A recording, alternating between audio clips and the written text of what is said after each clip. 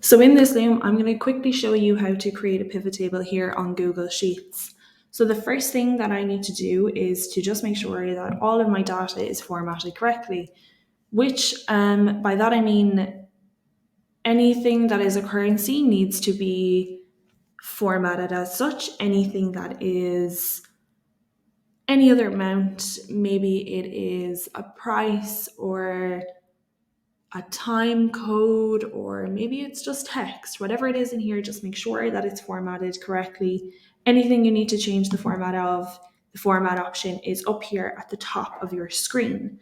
So once I'm happy with that, and I am happy with how my data is formatted, I am going to click and highlight all of the data that I want to include in my pivot table.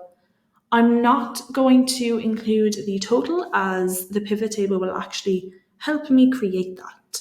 So let me show you here first. Once I've highlighted my data, I am going to go to data up here in my toolbar and then select pivot table. It's about halfway down there. You'll see it on your own screen, pivot table. And then once I've done that, I'm going to create it on a new sheet, which is exactly what I want. As you can see here, it's already suggesting that to me.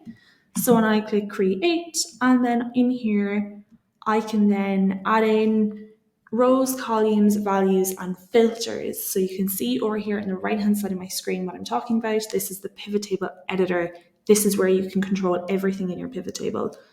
On the left side of the screen, you'll see the pivot table is completely blank, which means we do need to add in all of our data.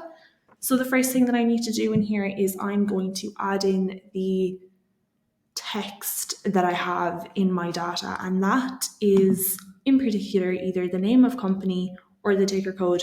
I would never add two, I would always add one, and I would suggest that you do the same unless it fits for the purpose of your pivot table. Because I haven't categorized my data, I'm simply going to just use one set of text. If your data is categorized, maybe in terms of a budget, you would have fixed certain expenditures that are fixed. In that case, maybe you would add in more than one row. Example would be if you had multiple things under a fixed and you wanted to see the total of the fixed as well, then it would be very helpful to add in multiple rows. In this case, I really don't need to do that. So I'm simply going to add in my ticker code, and then I'm happy with that. You won't need to change anything in here. If you do, there's two options, order and sort by, but there's really no need to change either of those. And then I'm going to go down here to values, and this is where I can add in all of the actual numerical data. So things like the live price and the amount in euro. So I'm going to add in the live price and the amount in euro.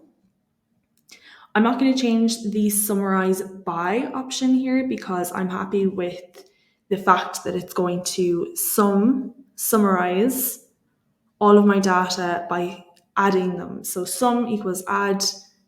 So that's exactly what I wanted to do. Now I'm happy with all of the data that's actually in there. The next thing that I want to do is just make sure that I'm happy with the look of my pivot table.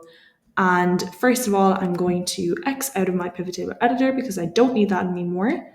So I'm going to click and drag this out because then I can see the full title of each section of my pivot table. So what I did there was I just increased the size of column B and C just so that I could see the whole picture in here. That's it. That's all you need to do here in your pivot table. If you're not happy with any totals that are appearing in your pivot table, you can simply go over here and change them. Just untick the show totals box in whatever section you want to get rid of the totals. But what I would really suggest is just getting in there, playing around with your pivot table, playing around with your data and seeing what fits best for your case. Other than that, that's exactly how you create a pivot table in Google Sheets.